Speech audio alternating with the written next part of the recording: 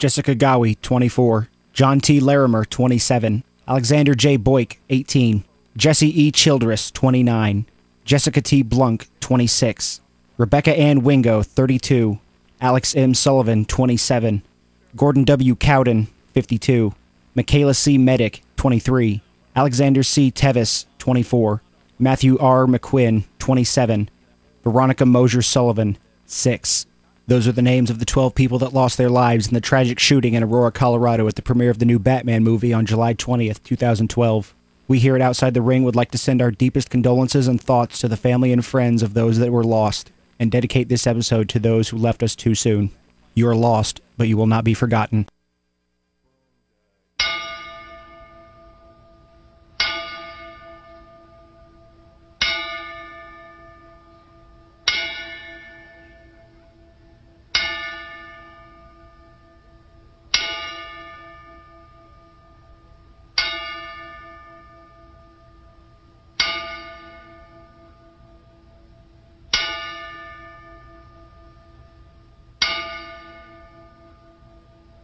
And that is how we open up Outside the Ring right after the 1,000th episode of Monday Night Raw. It was a huge show. We're going to get to that. But first, like Troy said there, I think we need to say a little something at the beginning of the show because it's the number one topic right now in the world, man. Yep. And you know, like I said, we are dedicating this show to those that were taken from us. You know, it's a tragedy when things like this happen, and I'm not saying anything derogatory here, but it seems like it all happens in Colorado. I mean, there was Columbine, and then they had another shooting, and then this, and it's just tragic.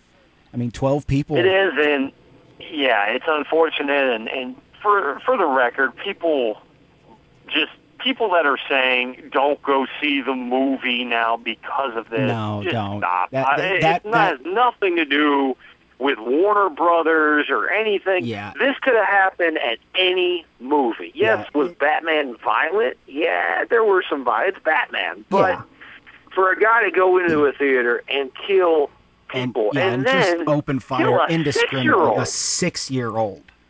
That is just ridiculous. That. And there's so many more that are injured, that are in the hospital. I know there are quite a few that are in serious condition. They got shot in the throat or wherever, and it's just tragic. But I mean, the guy is in custody, and whatever punishment he gets is not good enough for him. Yeah. I mean, you know. And I'm trying to reserve what I really feel about it right now because I don't want to blow up. I'm going to save that for later in the show for Raw. But my thoughts are on this guy. He is not right in the head. Right. And whatever punishment he gets is not good enough for him. The family of those lost need justice. Yeah, I couldn't agree more. I totally agree with everything you said. I think it was shocking to me that all those people, you can't even go to a movie now. Yeah, I mean, is that what we've come down to? And that's one thing to me, and I have no problem with people going to midnight releases. They scare me sometimes because you do have some wacky people. Yeah, I've seen people go there that are like dressed up as the characters, whatever. That really doesn't bother me. That's fine. Yeah, but I mean, you get the people there that look just so dark and brooding. They're in like the long black trench coats. You just don't know what they're going to do. These are the guys that, you know, even in a packed movie theater, people are trying to sit as far away from them as possible. But this guy wasn't even one of those guys. From what I've heard, he came in through an exit, entered the theater, and just started shooting. It's a tragic. And like you mentioned earlier, the people that are saying, "Oh, don't go see the movie now because of this." It was an isolated incident. It's not like it's going to continue happening.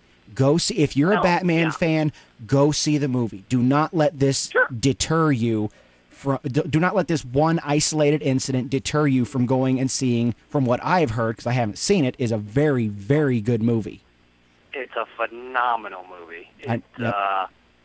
No spoilers. No spoilers. I saw it Friday, and it is a movie that even if you are not a superhero comic book fan, you will enjoy it. The script is just so well written, it's not even funny. Like, and I like The Dark Knight. Now, I'm not.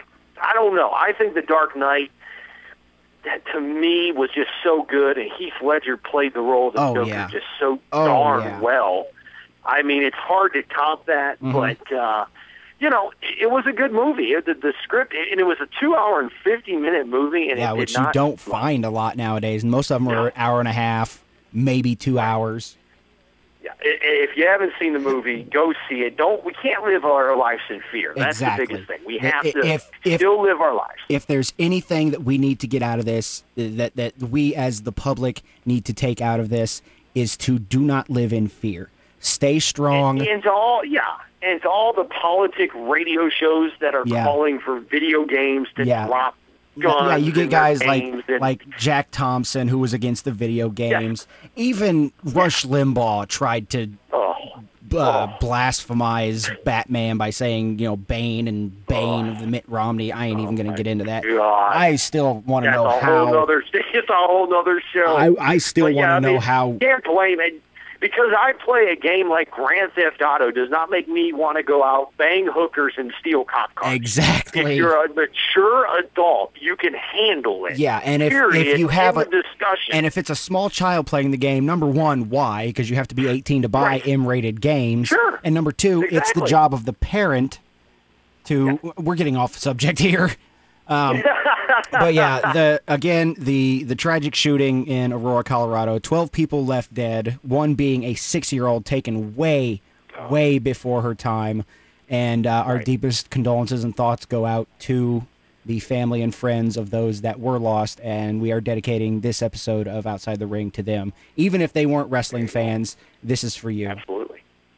And you know, we got to do our Twitter plugs, and we'll do all that really quick because this is a late night version of Outside the Ring. Yes, this is. Depending on when Troy gets this up, it could be Tuesday, it could be Monday night, it could be Thursday. We have no idea. I'm gonna try to get it up as soon as I get home. Okay, so we're thinking late Monday. Either way, very early Tuesday because it's almost midnight. Yeah, we're recording this right now, and it is almost midnight. Yes. Troy is in a studio. I'm in my apartment, and we've decided we weren't going to do it until tomorrow, Tuesday. Yes, but you had engagements that you had, and then they came free. Yeah. And Raw just shocked the hell out of both of us. We decided to do this show. It's just such a big show. You can't not talk about it right away. No. Twitter, Outside the Ring, #1. Our email, Troy. OutsideTheRing316@gmail.com. And our Facebook is Outside the Ring as well. And we both had good coverage on the Facebook tonight. Oh, we were all over Facebook. I don't know if you were doing much on Twitter because I didn't say much on Twitter. Here and there. Okay. Not a lot. Yeah. I think most of our fans follow us more on Facebook. Yeah. Some do follow us on Twitter. Yeah. I want to mention I posted an interview that I had with Kofi Kingston. Yes, I heard that. Unfortunately, due to copyright laws, restrictions, we want to be careful. So what I did do was post a link. It's only on our Facebook. I can't do it on YouTube, but I posted it on our Facebook page. And that link goes to another site that way you can listen to the interview that I've had with Kofi Kingston earlier today. You can listen to it safely. Yeah, safely. We don't want to get in trouble or anything like that with copyright management. I listened to it. You sent it to me in a personal email, and I listened to it. And Kofi seems like just a really cool dude. Kofi's a very cool guy. He was a great interview, and he seems like a normal wrestling fan. He's a wrestler that's still a wrestling fan. Yeah, and I think that's why we got along so well. And he agreed with me as far as the tag team division and stuff. He thought I was right on. They need to come back. The tag division needs to come back. Which actually, you know what? Here's what I'll do, because I do have that link to the website that you put on our Facebook. I will put that down in the description because that's completely fine. We just don't want to put it here on YouTube just in case of some copyright stuff. But I can link to it to their site, so that should be good. Well, there you go. So if you do want to hear the interview in the chat I've had with Kofi Kingston earlier today, you can do that. Link in the description. No headlines tonight. Yes, no headlines, because number one, I didn't even look at them. Number two, there's so much going on. This would be a 2-hour show if we threw headlines in there, too. Yeah. Obviously, it's hard to remember everything that happened in Raw. Just because there was so much. We're just going to try to talk about the stuff that and the stuff that stood out for us. Yep. By the way, you mentioned we were all over this show on Facebook, and the Facebook page is blowing up. Oh, yeah. And I am not kidding. We have 30, 40 new messages on our Facebook page immediately after, and that's why it took me a while to call you. Yeah, I would. Immediately after the show, my phone, my personal cell phone was ringing, and then our Facebook blew up. I would post something, and within a matter of 10 seconds, there would be at least one comment or one like on it. It was ridiculous. Yeah, so we totally appreciate everybody. Yes. That's been with us from the beginning, and not to mention, I mean, tonight, like you mentioned, both us, we were both on our Facebook page and just, totally going nuts trying to cover this huge show. And people were, like you said, every 5 seconds commenting on something we posted. And here goes to show you right here how much I was on my Facebook, because I was at a buddy's house and I only had my phone. My phone was at full charge when I got to my buddy's house. And I didn't use it until Raw started. Within 3 hours, I had about 5% of my battery left. I had just enough juice left in my phone to text you and let you know that I was in studio ready to go. Absolutely. So thank God you were able to do that. Yes. So Raw 1,000 episodes, I actually thought Raw started off great. It did. And, first of all, they got a new stage. Well, not really new, but they kind of revamped the stage. They've got a new opening intro, new logo. I don't know if they're going to keep like the song or the logo, all that. But I hope they do, and I hope they keep the song, the logo, and everything, because they need something new. Yep. And then then they told us about it for the past couple weeks on Raw. DX was going to start the show, which technically they didn't. Vince did. Right. Vince did, and I thought that was great. Yes. I thought it was good booking to have Vince come out. You knew the chairman would have to make an appearance. Sure. Oh, absolutely. And I think people, thank you, Vince was, I think, trending on Twitter tonight as soon as Raw. There was a lot of stuff trending on Twitter. Let's be honest. 1,000 episodes is a lot of episodes. That is an unbelievable benchmark WWE put together, and Vince should be thanked. Vince should be thanked. Vince should be proud of his wrestlers, proud of his fans. Yep. Because I'm not meaning to like toot the fans' horns, but without the fans, it wouldn't have made it this far. There is no wrestlers. Exactly. That's right. So I thought the show started off great. It was awesome to see all of DX China. First it came out was just Triple H and Shawn, and then they got in the ring. They did their normal slapstick spiel back and forth. Then Triple H says, "Wasn't there more of us?" Cue the music. Out comes Road Dogg, Billy Gunn, and X-Pac. Of course, minus China, because I think WWE wants to further themselves from her ever since she did that porno. Yeah, and the thing is, honestly, I can't stand X-Pac for whatever reason. I think a lot of people I'm just glad that they did not give him a microphone. I think they did that on purpose because there was a segment later on with Trish and Triple H backstage, and X-Pac comes in and tries to hit on Trish. Talking to Trish. Yeah, and he just seemed like he was totally out there, and he was high off his butt. I don't know if you saw it or not, but he got fat. Yeah, he seemed like he X-Pac, was more like X-Pudgy. I mean, he got a little, belly thing going on there, and I was just like, oh, okay. I mean, Billy Gunn still looks pretty decent. Yeah. I mean, Billy Gunn looks Road Dogg he's getting on there in age. His arms are starting to sag, which is understandable. Right. He's getting up there in age. Even the Heartbreak Kid looked a little fat. Yeah, they're all getting kind of pudgy, save for Triple H and Billy Gunn. Yeah, well, and that's a lot of it's because Triple H is still wrestling, not regularly, but I mean, and he even made the joke, that he was the only one that had a. Let's get ready to suck it. He makes the hair joke. Only one that still had a full head of hair. and they all cracked up. You could tell that was not supposed to be. That was probably ad-libbed. Of course, DX was good at doing that, and and honestly, DX, it was a great opening, and I'm glad they did that because it did bring back some memories. They came in on the tank, which was really cool. And so the Raw started off pretty good, and I thought we opened it up with a really good six-man tag, albeit short. Well, wait, before we get to the six-man tag, we got to remember that after DX did their spiel, Road Dogg did the, ladies and gentlemen, boys and girls, everybody did their catchphrases. Of all people, Damien Sandow came out.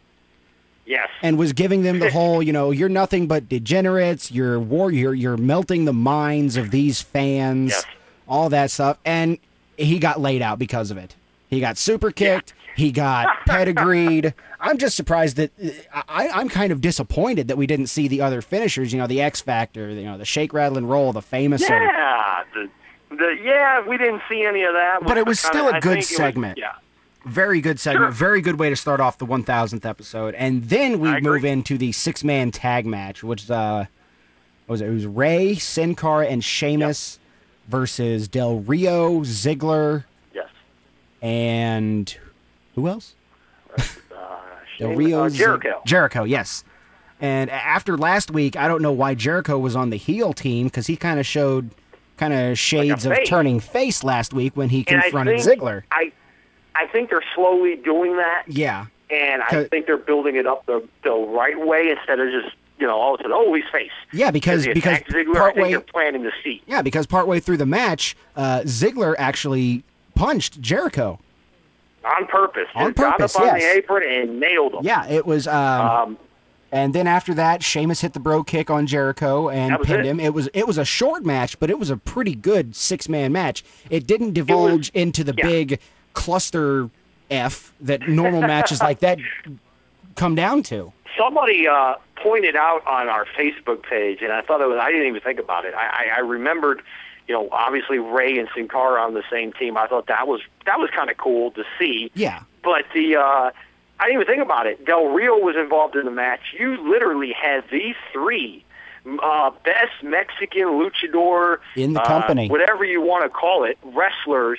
Probably on the planet at this point in time match together. I don't know if I'd go on the planet because Ray's starting to lose his touch. Del Rio's good, but he's still got room to improve. Sin Cara, though, if he's given the right person, he can be pretty damn good. Yeah, but you have basically let's say the three most well-known definitely. Mexican lucha libre wrestlers in the world all in one match. And I was like, wow, I didn't even think about that. That's kind of cool. I mean... and obviously that's to get over the Mexican crowd. Mm-hmm. And when they go over there, I mean, all three of those guys get huge pops. Oh, yeah. They mark out for Ray in San Diego. They mark out heavy for Ray when he goes back to Mexico. It's just a totally different. I mean, Ray lives in San Diego. Yeah, but he's from Mexico. Well, I think he was actually born in San Diego. I don't think he's actually... He's of Mexican descent. We know that. I don't think he's actually from Mexico though. That could be. I don't know for sure. Yeah, we'll check. We'll have Joey Numbers check into that. The whereabouts of Rey Mysterio on his birth certificate. So I thought it opened up pretty good. We've seen some real crappy openers as of late. I thought this one was a really good six-man. Yeah. And I'm thinking it was just short just because of the time constriction. I mean, you had so much. Yeah, and it was a 3-hour show, so they kind of had to, keep things tight, keep it moving. Well, let's be honest, that's going to be an issue coming up next week and the week after and the week after because now Raw has they're 3 hours. Yep. From here on out. They can't go back on this. I mean, they can. It'll make them look absolutely stupid. Yeah, it would. And you're not going to have Triple H next week. You're not going to have Brock. No, you're not going to have Undertaker. You're not going to have Rock. Like I said, you're not going to have Undertaker. Undertaker's probably going to be out until a month before, WrestleMania. So you're going to have to use the guys that are in your company for a change next week. And you got to fill 3 hours. In a way, it could be good. You could see more talent on Raw. Mm-hmm. But we'll see. I think they'll use Zack Ryder more. They'll use hopefully not Santino. Oh God, no. Please no. They'll use a bunch of guys that they didn't use tonight in a wrestling sense. Yeah. I think those guys will get more match time, which, hell, that's good for everybody. It's just going to be hard to keep an audience entertained, but we'll get to that because I think they might have got a recipe for that at the end of this show. We'll get to the big one. Yep. But another thing that stood out for me really on this show, and we'll talk about all the returns and all the guest nostalgia appearances factor in a minute. I'm kind of going through the matches right now, and another thing obviously that stood out, we were both marked out on Facebook, The Miz is Intercontinental Champion. That was cool. Yes.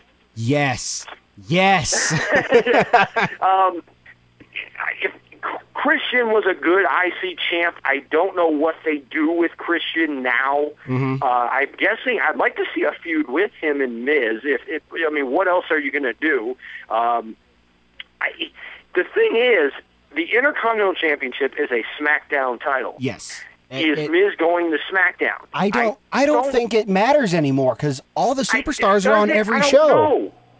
Yeah, we've talked about this for the last few weeks. We don't know what to make of it. They have Triple H made the call. He said the Raw Super Show was only going to be a for time being thing. Yeah. 5 months later, it's still the Raw Super Show. Yeah, it's still going strong. I think they finally realized that this whole brand extension thing is just stupid.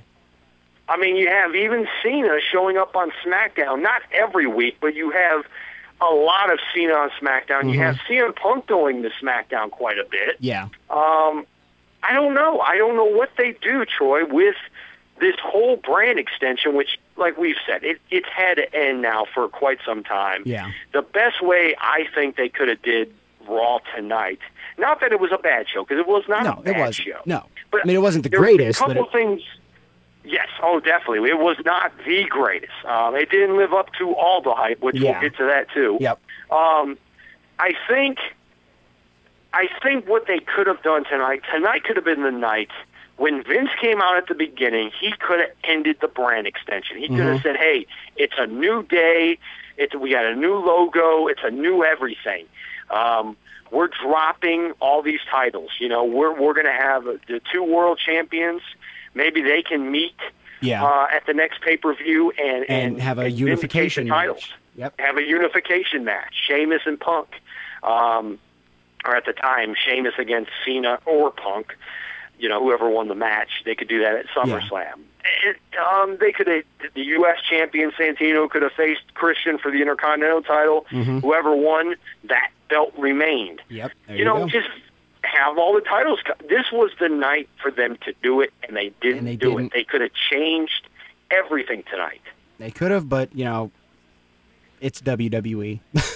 I guess that's all. I mean, I know I'm beating a dead horse with that one, but I think even a lot of people on our Facebook page were like, hey, Punk has been saying for a while that he's going to change this title that Cena won a long time ago, like back in, 05, 06. The WWE title has not changed, and it's still the crappy-looking spare title. Yep, it is. And, I hate to cut you off there, but we got a lot to get to, man. No, I know. Okay, I know. We can be going on all night. If we could. Let's see. We had Sheamus, Sin Cara, Rey Mysterio win the match. Then there was a backstage segment, which, for what it was funny to me. It was Layla talking with AJ about the wedding. And, she says, she makes mention of something about her being mentally unstable. AJ kind of takes I don't know what to say. She kind of gets offended by it. And, she's saying, look around you. This whole place isn't mentally stable. And to that, she opens the door and she sees Hacksaw Jim Duggan, of all people. He's talking to somebody. He says, hey, give me a call, tough guy. Ho! And then... Which is hilarious. Then Roddy Piper and R-Truth come by playing jump rope with little Jimmy. And then R-Truth says something about, see, you made him mad and he ran off. Then they leave. And then this is the one that got me laughing. Mae Young shows up with a guy dressed in a hand outfit. And he says, hi, I'm Mae Young's son. Yes, which a lot of the Cena Nation is not going to get that. Yeah, they're not going to get that. But yeah, that harkens back to the old Attitude Days when Mark Henry and Mae Young had a thing going, and she gave birth to a hand. A hand. Yeah, and I always made the joke, well, that hand grew up to be the SmackDown Fist back when they had that big fist on the stage. Yeah. Right. That's true. Yeah, that was a pretty good segment. And then we had a shameless plug for Sonic when one of the waitresses comes up on roller skates and gives Cole and Lawler a drink.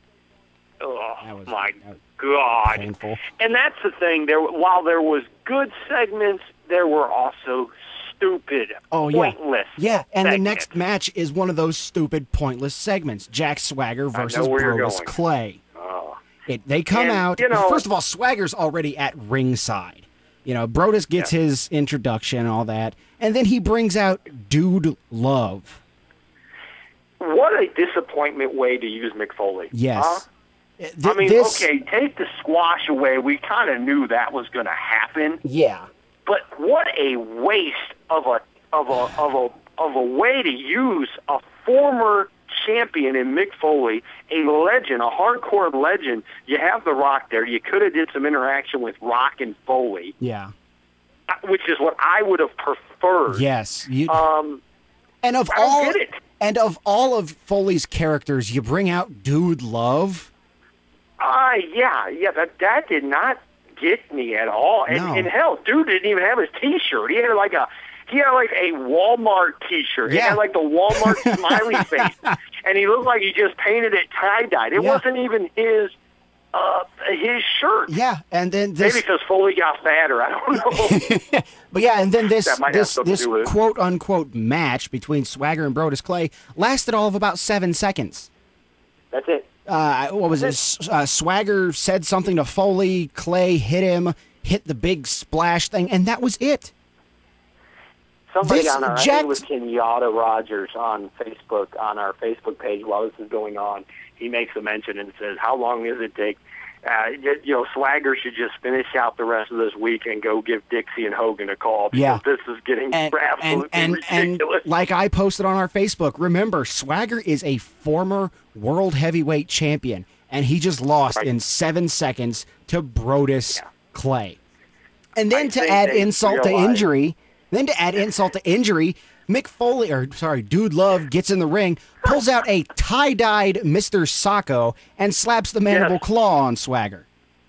It didn't even look like a sock. It looked like it looked like a pair of pantyhose, like a tie-dye pantyhose. And he sticks it in the guy's mouth. It was just the stupidest, pointless, and that's the thing, Troy, like we said, while this show had great, memorable parts, it also had parts of the show that were the stupidest of the year. We got this instead of Austin.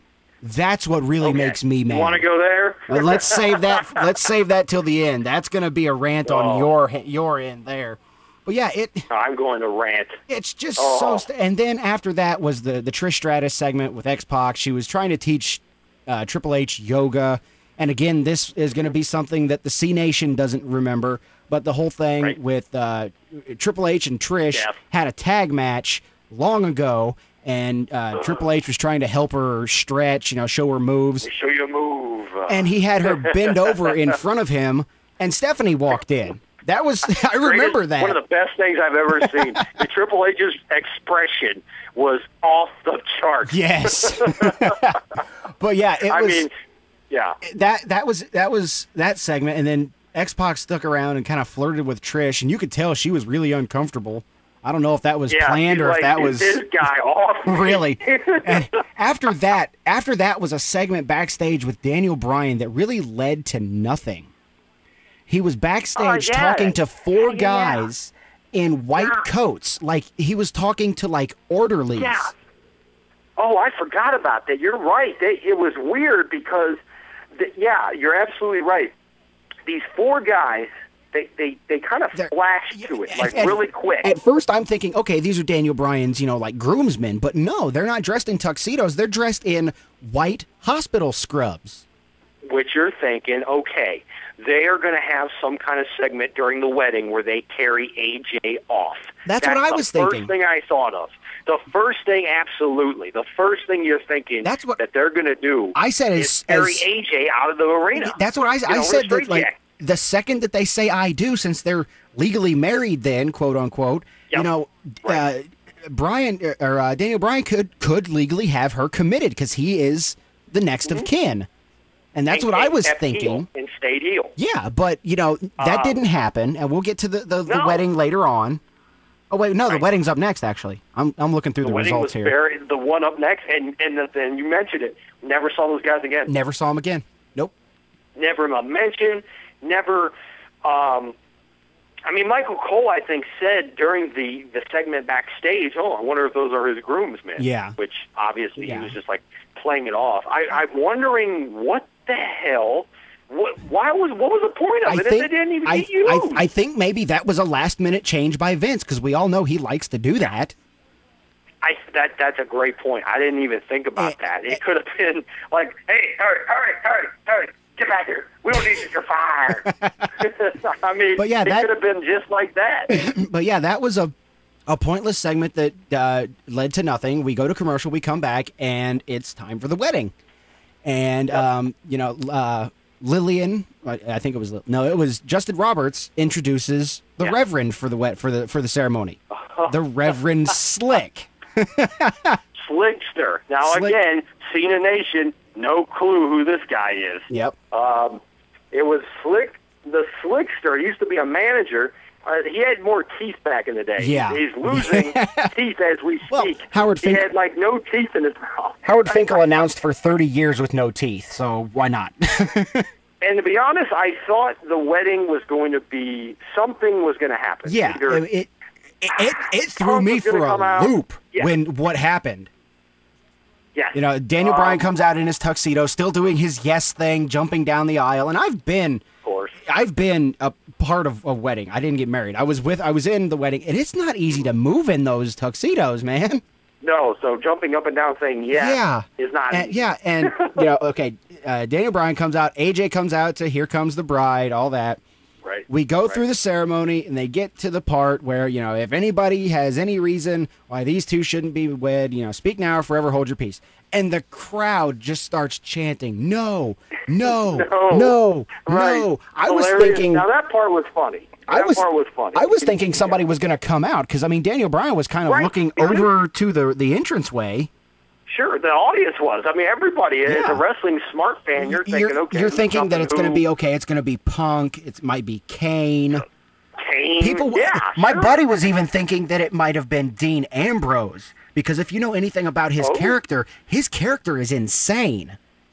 And he could have came out and maybe started a feud with, he could have came out, ruined the whole damn thing. He could have came out. Brian's face. What I was thinking is he could have came out, just completely wrecked the place, and then attack Daniel Bryan, and AJ being the that she is, sees him, like they were together like the whole time.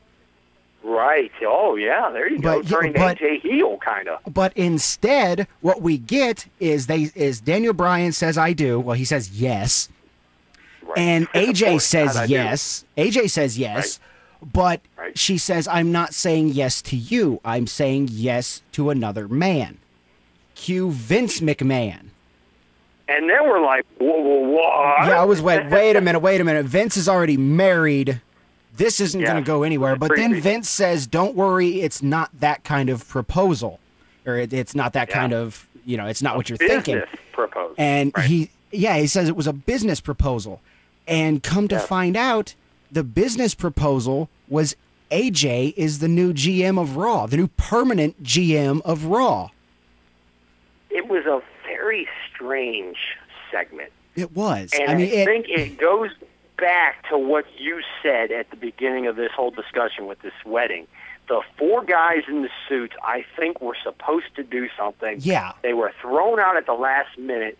Because if you think about it, the whole it just seemed like it was like penciled in here and there at the last couple minutes before they were supposed to go out there.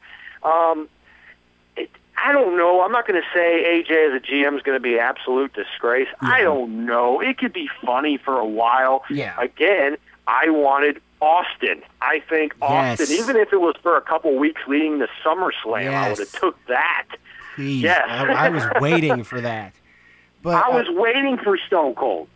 But no, he points back at the ring and says AJ is the new GM of Raw. Yep. That's what she was saying yesterday. Her music hits, and she does her little skipping around the ring, and she just gets up and leaves.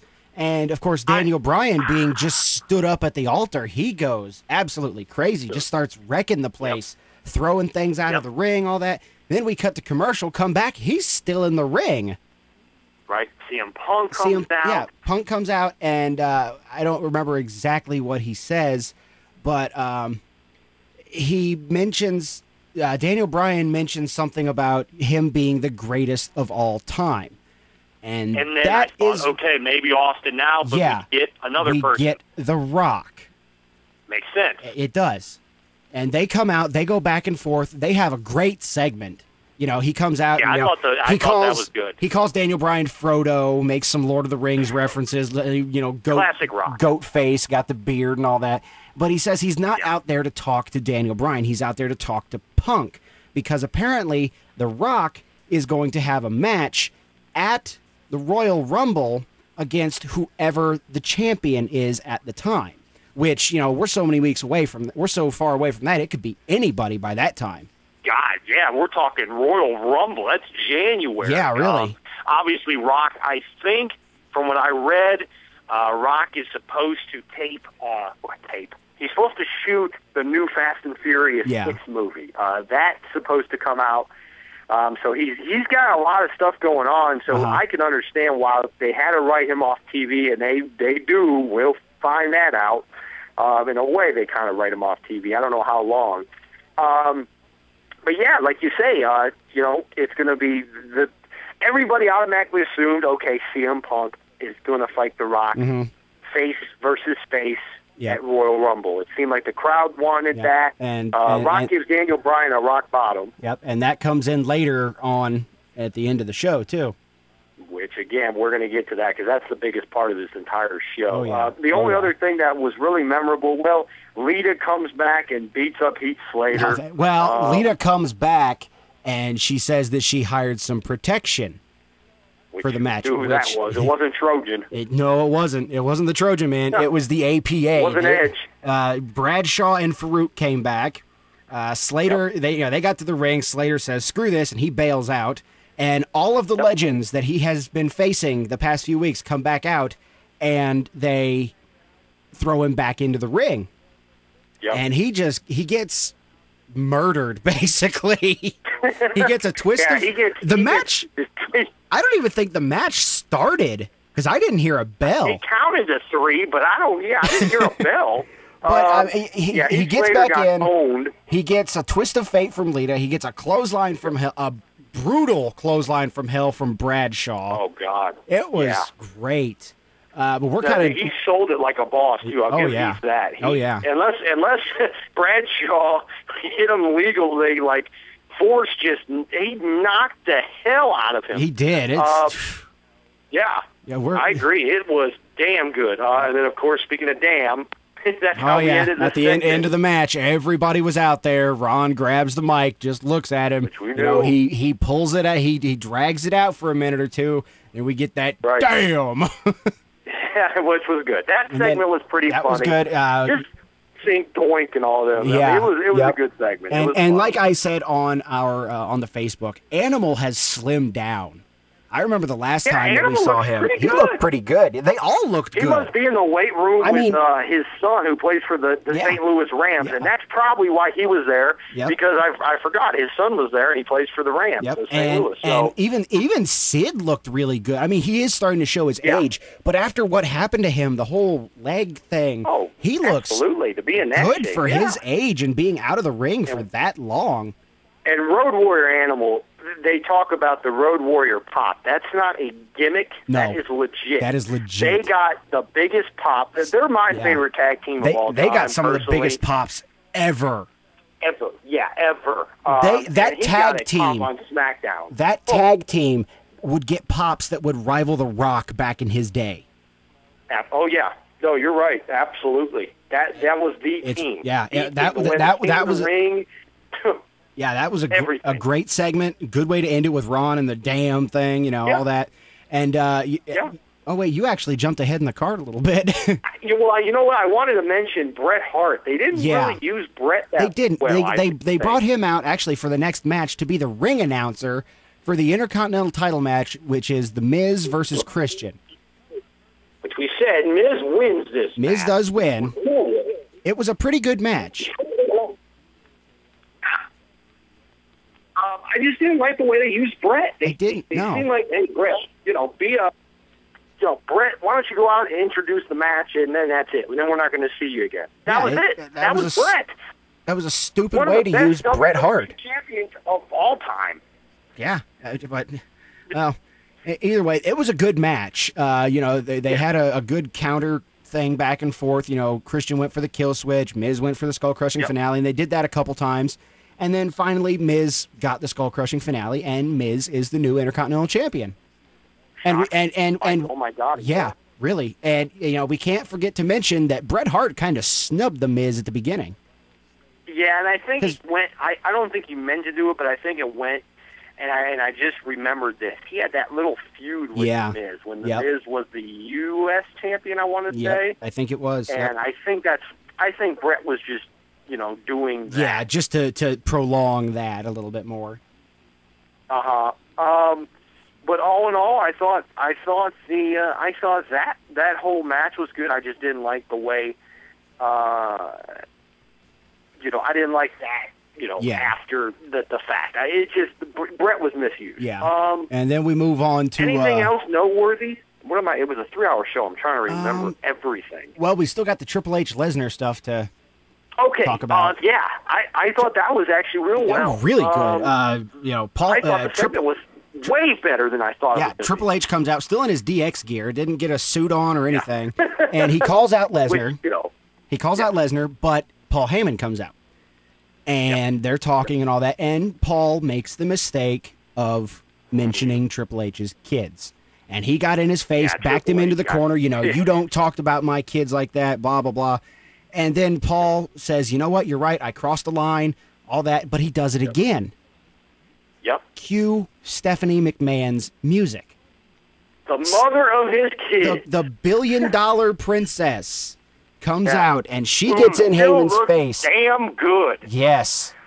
Like I said on our Facebook, I would still, after 3 kids, I would still do terrible things to Stephanie. That's exactly what I was going to say. I was going to say the same thing. For someone that, for someone that has 3 kids, damn, Stephanie. But of course, that's all you can say. But money, her money kind of helps with that too, because you got to think that some kind of surgery had to happen there. Yeah, but Stephanie comes out. She gets in Heyman's face and says, "You never speak about our kids again." Blah blah blah blah blah. She brings out that the lawsuits that Heyman is pressing against them are personal, and brings up his failures in WCW, ECW, and WWE. I'm actually reading this from NoDQ.com. Oh no, you're fine. Stephanie says, as a matter of fact, Stephanie, and I put this on our Facebook. I thought Stephanie, for not being on TV for a while, she handled herself like a boss. Oh, I mean, literally. Yeah. I mean, her mic skills were phenomenal, I thought. I thought she really enhanced the storyline. Yeah. Heyman's always good on the mic, as is Triple H. Yep.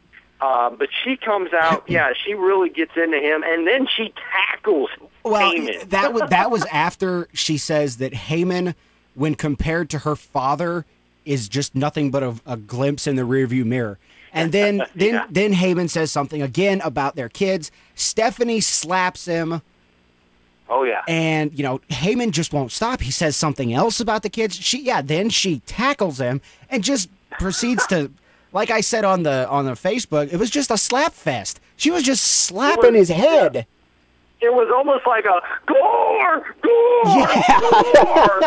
I mean, she took him down. Yeah, and as Stephanie is doing that, Brock's music hits again, and out comes Brock. Stephanie, who, by the way, looks bigger than when he left. He slimmed a little bit. I mean, when we last saw him, we saw him live. Yeah. And he's still a big guy, but he was not fat, but he was a little bit out of shape. Yeah. This Lesnar looked, I'm not going to say 2004 Lesnar, but he looked like he was in better shape. Yeah. And after that, Triple H or Lesnar comes out. Triple H gets Stephanie out of the ring because he's trying to protect his wife. Oh yeah. Triple H and Lesnar Lesnar hits the ring. They start going at it. It's a back and forth and all that. Triple H finally is able to clothesline Brock out of the ring, and apparently, and I didn't hear this. Apparently, Lesnar yells for Triple H to F off, and they bleeped him out. It looked weird. I have it on DVR, so I'm going to look into that because somebody, I don't know who said that, but somebody even said that on our Facebook, I think, too. Yeah. And I have to go back because I still did not rewatch it, but at the very beginning, it's right after Lesnar takes his shirt off. Triple H takes his off. He throws it at Brock, and then Brock takes his shirt off, and he throws it at Triple H. And you can see him say something. Yeah, but and that might the sound be it. cut out. But Brock's got to be careful. Yeah. Vince would not be happy if an F-bomb slipped on Monday Night Raw. Well, hey, Brock, this isn't UFC, bro. That's why Raw has that 7-second delay, so they can stop that before it starts. Yeah, I think Brock going to UFC and all his fights being on pay-per-view and dropping F-bombs. I mean, they all drop F-bombs in UFC. Oh, yeah. It's like putting on a new pair of shoes every day. There's nothing, he just does it. But, he's got to remember, back to WWE, this is a different ballgame, Brock. You've got to be careful. It's good to sell that, hey, you're mad. Triple H knocked you out of the ring. You got to sell it, obviously. Okay. But you got to be careful. Exactly. You got to watch your mouth because this is cable. But yeah, absolutely. But I thought the segment went well. I'm thinking this match might be good at SummerSlam. Not as a wrestling match. It's not going to be good as a wrestling match. It's going to be good as a fight. Triple H is a fight. It's got to be a no holds barred, kind of like Undertaker, Triple H, kind of like Cena and Lesnar. Mm-hmm. Cena and Lesnar, a wrestling match, blah. When they got that no DQ and that bloodshed that we saw, one of the best matches of the year. Yep. It was a bloodbath. It was beautiful. Okay, and I think we got to see the same thing. Yeah, and after that was the Lita Slater match. I already talked about that. And then after that, we got another. Brothers of Destruction came back. Brothers of Destruction. We'll get to that. But actually, that is up next. But one thing before that. Sean Mooney came back, the old school announcer. Again, the C Nation isn't going to get this, but he came back to interview Daniel Bryan, and we also forgot Charlie Sheen was part of the show tonight too. He was the social media ambassador, and he's been checking in with King and Cole all night, and he insulted Daniel Bryan, and he challenged Daniel Bryan to a match. He sure did. Yeah, and he said when you come to Los Angeles, I'll come in. Meet me anywhere, in the ring, at my house, at your house, wherever. And that was basically the gist of that interview. And Sean Mooney was just there for nostalgia's sake. Then they go to commercial. They come back, and this was a pointless segment. This was just a time killer. Cole is ringside with the WWE's 100 millionth social media follower. Who cares? Yeah, I don't understand. That was another stupid, pointless segment. And then they showed something else. Yeah, then they showed a video package of the best catchphrases in the 1,000 episodes of Raw, which was introduced by Fozzie Bear from the Muppets, which was kind of cool. It was, and we saw Regis Philbin, who, like I said on our Facebook, he is a die-hard wrestling fan. A lot of people don't know that. But if you go back and watch Regis and Kathy in 92, 93, he had all kinds. He had Hogan on the show, Big Show. Hell, he had Undertaker and Paul Bear, I kid you not, on Regis and Kelly, or Regis and Kathy Lee. And he even made a diehard fan. And he made mention that he had the Iron Sheik on his show. I turned to my buddy and I said, Regis, what are you thinking? yeah. I'm guessing it wasn't. I'm guessing it wasn't the current Iron Sheik because I don't think anybody would put him on his. Yeah, you say, you read that. Yeah. Hulk Hogan, poo. And make you humble.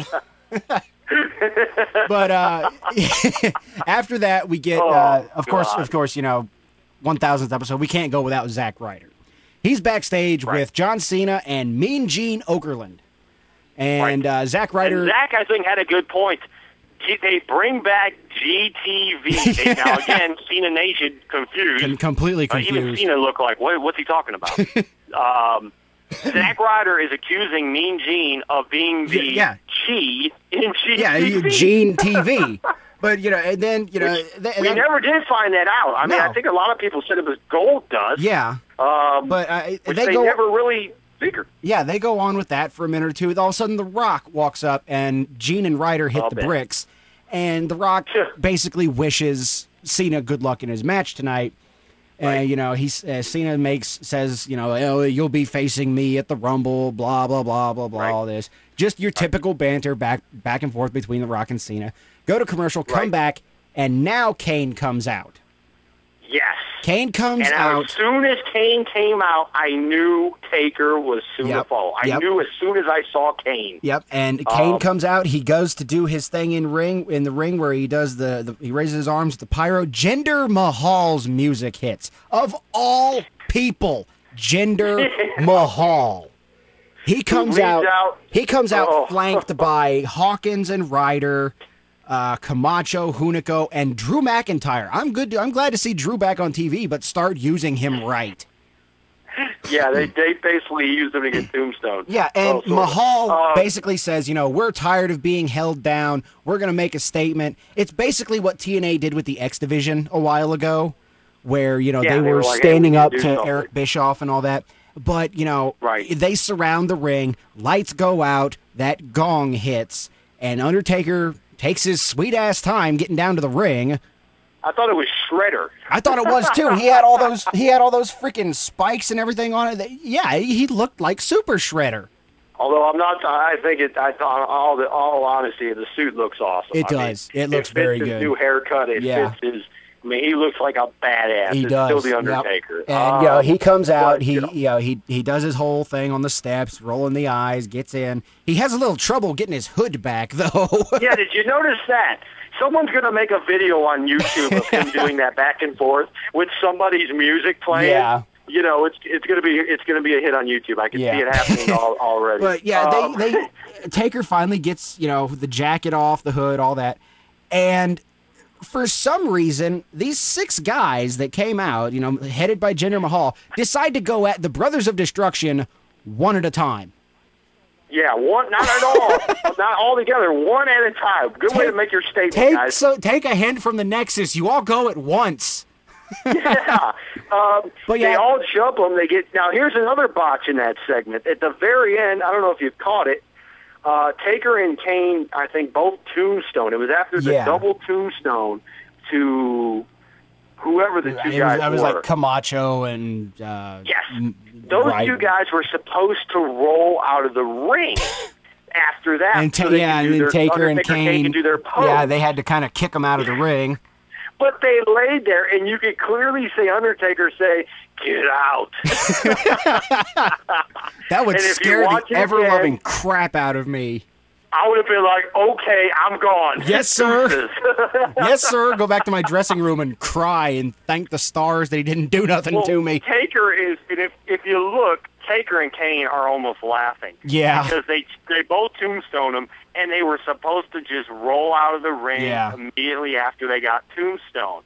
And they just laid there. I mean, hell, I guess they sold it like a boss. Yeah. You just got tombstone. Really? But Undertaker's like, we're trying to do our pose here, our little Brothers of Destruction pose, and these guys are still laying in the ring. Yeah, then they finally kick him out, and they do the pose. Taker gets down on a knee, Kane does the fire, and then we cut to commercial. But of course, like I said, Taker probably won't be back until about a month before WrestleMania. And as well, he really shouldn't. I mean, he's got nothing else to prove. It was a nostalgia reason to see him on this show. Yeah, exactly. Let's be honest. He is the 1,000 I mean, he's been almost at every Raw. Yeah. I mean, over the last few years, he was there at but he was there at the first. Why wouldn't he be at the 1,000th? Him and Shawn Michaels, I think, were the only two. Yep. And the only two that survived. Yep. The whole time. Well, don't say survived. It makes it sound like the other ones died, which they didn't. Right. And they do there that. We go. Cut to commercial, come back, and they get another thing with Charlie Sheen. They ask him about Daniel Bryan's threats, and he disses him and says he won't be hiding from him. That's when he challenges him to a match, and they tease that there may be a confrontation between Daniel Bryan and Charlie Sheen at SummerSlam. It's gonna happen. It's gonna happen, but don't expect anything from it. I mean, it's Charlie. I like Charlie Sheen. I admire him for standing up for what he thought was right to the producers of 2.5 Men. All that, he took a stand. He fought the man, and honestly, I think Charlie Sheen won. Yeah. Oh, absolutely. That show is not as good without Charlie with Sheen. Ashton Kutcher. I watched an episode of it with Ashton Kutcher. It sucks. Yeah. Ashton Kutcher is a horrible actor. That's my opinion. Yep. And then we go to commercial and we come back, and it's time for the main event. John Cena cashing in his Money in the Bank in an actual match against CM Punk. A pretty decent one. It was. I mean, it wasn't. Great. People are going to gripe. Yeah, it wasn't a 5-star match. Moves. It wasn't as good, nowhere near as good as their SummerSlam match or their Money in the Bank match. Obviously, that was excellent. But they only were given 10 minutes, so I thought for the time and the pacing, the match was pretty good. You saw some really cool reversals by both guys. Yep. I'll give it up to Cena. I thought the STF out of the go to sleep, he kind of caught that was pretty leg. Good. That was cool. That was probably the best STF reversal I've seen out of Cena. And it was a pretty good back and forth match. It wasn't it wasn't like you saw it coming, like, oh, Punk's going to win, oh, Cena's going to win. It was back and forth through the entire match. So much happened in that match. You can't really associate or you can't talk about all of it because just so much happened. But as soon as the ref took the bump, as soon as something was going to happen. Punk throws Cena into the corner. The ref doesn't get out of the way. He goes down, and right there, I thought, all right, who's coming out? Out comes the Big Show. Thinking, which I forgot Big Show was even on the show. Really? And I even made mention to my buddy. I said, did we see Big Show yet tonight? And here he comes. And it fit the storyline, so I understood why Big Show came out. He knocks the hell out of Cena. Yeah, he spears him. And you're thinking, is Punk, at the time, you're not sure what's going on. Punk looks like he wants to take advantage of Big Show it's almost like out Cena, but he doesn't. It's like he was conflicted because Show came in and speared Cena and then gave him the WMD. Cena was out. He was conflicted, almost like whether he was going to, like Punk was thinking, am I really going to do this? Am I really going to take Money in the Bank away from John Cena like this?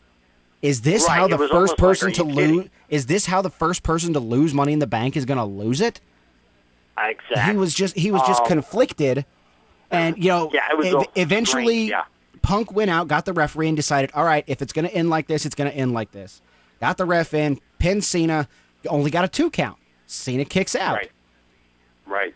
And that's when that comes back. Well, after he kicks out, that's when Cena blocked the go to sleep into the STF, and it looked like Punk was going to tap. That's when Big Show came back and just dropped one of those tree trunk arms right across the back of Cena's neck. Match was called. Now it raises so many questions. Is Cena technically the first person to lose? That's what we're going to get to because I have a theory on that. Yeah. I do have a theory. After that, before I get to my theory, let's put in all the pieces because this is when things got real. Yeah, this was almost too many things going on to keep him in order. It was really good. This is the best booking, and I said this on my Facebook. This is the best ending to a Raw since Nexus took over. Yep. The night Nexus beat the hell out of Cena. Justin Roberts got choked to the tie. when Nexus tore up, excuse me there. You might have to beep that part out. Oops. It's only Haven't had to do that in a while. I know, thanks. There's the beep button, ladies and gentlemen. Yes. It still works. I had to got to dust the dirt off of it. There you go. But I was testing it. But yeah, this was the best ending to a Monday Night Raw in years. Yes, few years since the and after the match again is when everything kind of started to explode. Show starts unloading on Cena, and Punk is just looking on like, what is going on? Yeah, he leaves the ring. Yeah, and out of all the people to help Cena, out comes the Rock. Out. Yeah, and when I saw Rock come out, I said, "Uh-oh, here comes a turn." Yeah, I had a feeling there's no way Punk's just going to leave while Rock's doing the thing, and sure enough, spine buster on Big Show. Yeah, he lays into Big Show, throws him into the ropes, gets the spine buster, which really wasn't much of a. It was basically just like Show threw his legs out from underneath of him, and he goes for the people. He's 500 pounds. He goes for the people's elbow. He hits one rope, bounces over him, hits the other one. On his way back, suddenly here comes CM Punk with a flying forearm, just knocks the Rock out.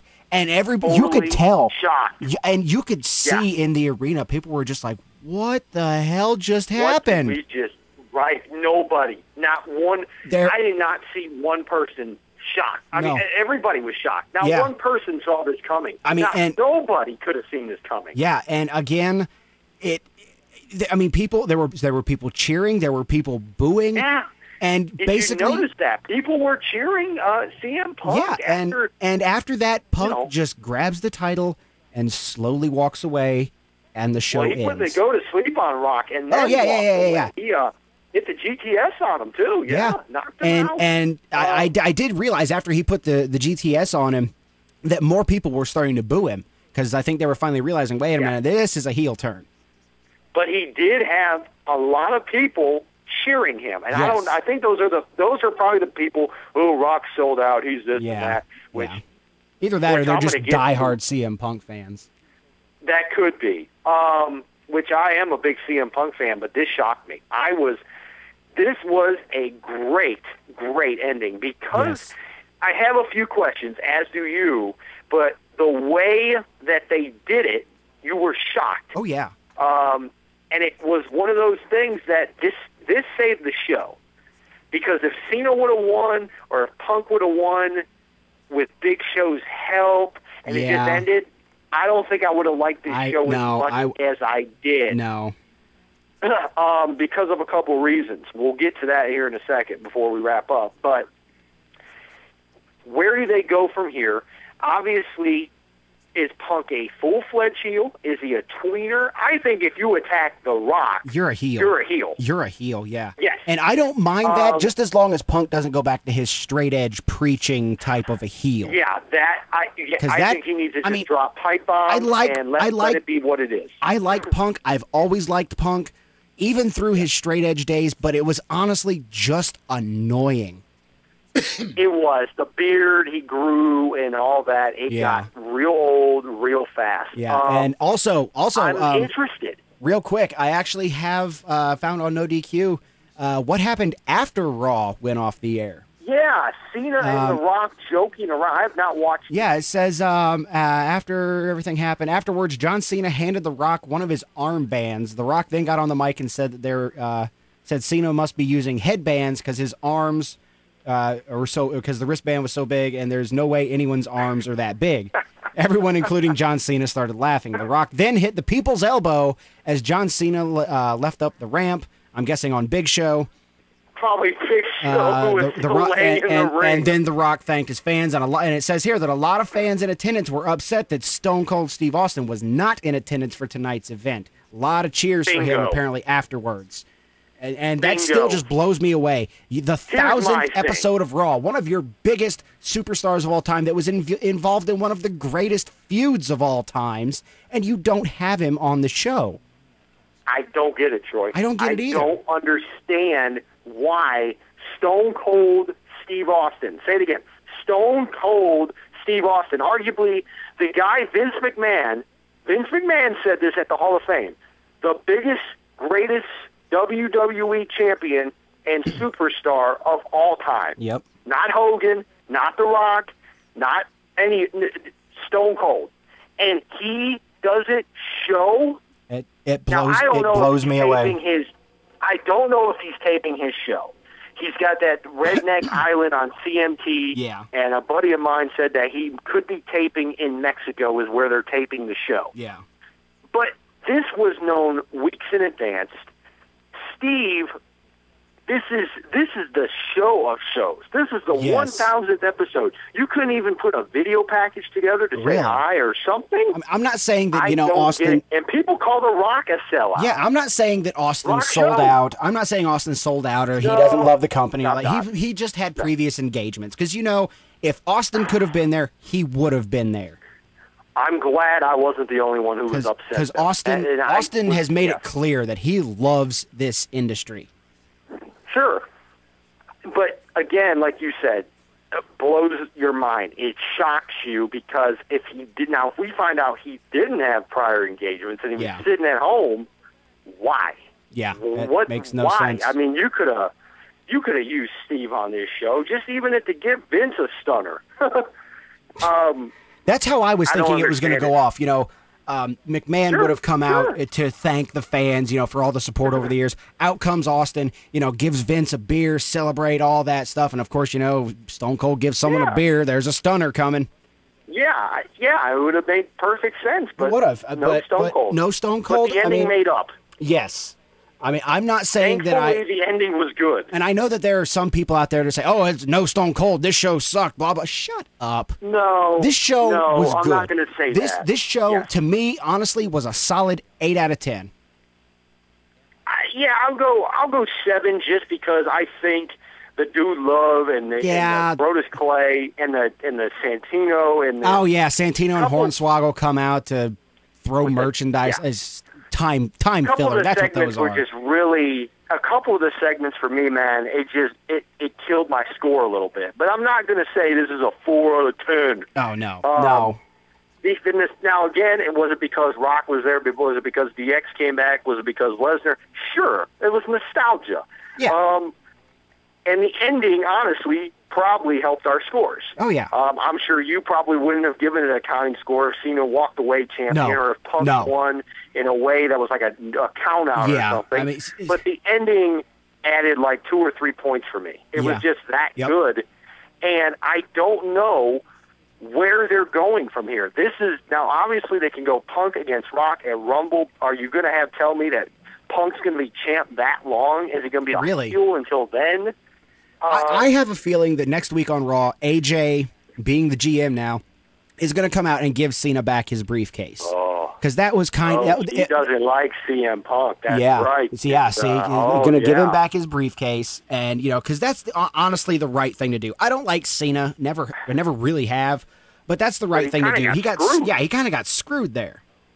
I mean, that's a good point. And you were talking about it, and we kept going on about The Rock and everything, but that's a good point. He really, he cashed in, but there was no clear-cut winner. Big Show, and he got DQ'd, so how's that fair? Yeah. Now, was it technically a match and a DQ happened? Yeah, yes. But I don't know, how is that fair? That's not a fair shot. It's won a ladder match. Yeah, it's not a fair shot there. I mean... no. Yeah, and again... AJ is going to come out and give it back to him.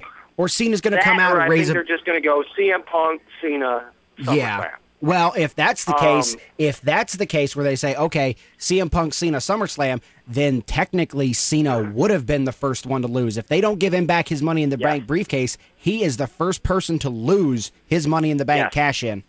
Which a couple people on our Facebook kind of guessed at, and I said, I can see that actually happening because Cena doesn't need the title. Exactly. But I don't mind him fighting Punk at, people. Now, look, I understand. My biggest thing is if you could turn CM Punk, who's the most, arguably, I don't even think it's arguably, the most over guy in the company, right? Yep. The biggest face in the company, CM Punk. Well, it you was. just turn him heel. Yeah. Why can't you do that to Cena? Because Cena has all the little kids in his pocket. You can't turn somebody that has all the little kids in their pocket into a heel, even though they did it with Hulk Hogan. Hogan did. Yeah, they did it with Hogan. That's exactly it. And we're going to keep saying that, and people are going to go, well, Hogan was... No. Hogan was over. O-V-E-R. Very over. And they turned him to get ratings. They turned him. They said, what can we do in wrestling that's never been done? What if Hogan becomes a heel? Yep. And he did it. Why you can do it with Cena? Hogan still sold. Are you kidding? NWO Hollywood merchandise didn't sell. Yeah, that stuff sold like hotcakes. And as a matter of fact, if you turn Cena heel, he's going to appeal more to a mass audience because people might actually like Cena because his character is going to change. Exactly. It's not that we can't wrestle. I hate him. Okay, he only has 5 moves. A lot of guys. Stone Cold Steve Austin wasn't the greatest technical wrestler. Yep. He was a brawler. But same with The Rock. The Rock wasn't a technical genius. No, not at all. I just don't understand if you can turn a guy like CM Punk heel, who's on top of the world, everybody, men, women, and children like him, and you turn him heel, you're telling me that Cena can't do what Punk did. Yep. You could have had Cena somehow, Big Show come out and then maybe turn his back and nail Punk, and then Cena looks around and acts like he's going to do the noble thing, and then he just kind of smirks and pins him.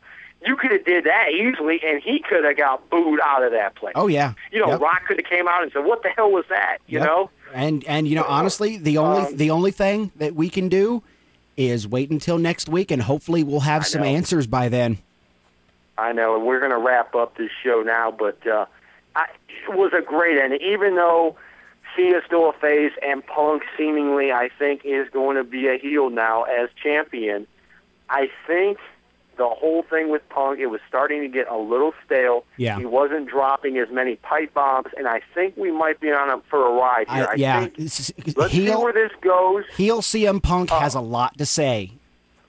Yes, and I think, honestly, if you want big money, if Rock's available to do it, I go Rock and Cena as a team against Big Show and Punk at SummerSlam. Yep. If you can't, you go Punk, and because you already have Lesnar and Triple H as the undercard, which is great for an undercard.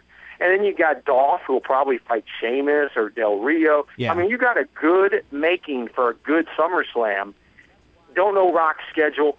CM Punk Cena now kind of does interest me, and as Kenyatta said on our Facebook page, it puts, now that, Cena's kind of back in the title picture, and Punk's heel, it puts the title back on top where it should be. It makes the show about the title, which it should never not be. Right. And I'm cool with that. But I know we've been ranting. We're over like an hour worth of show, but this is just something that happened tonight. Yeah. And it was the biggest show of the year, probably. Of the year.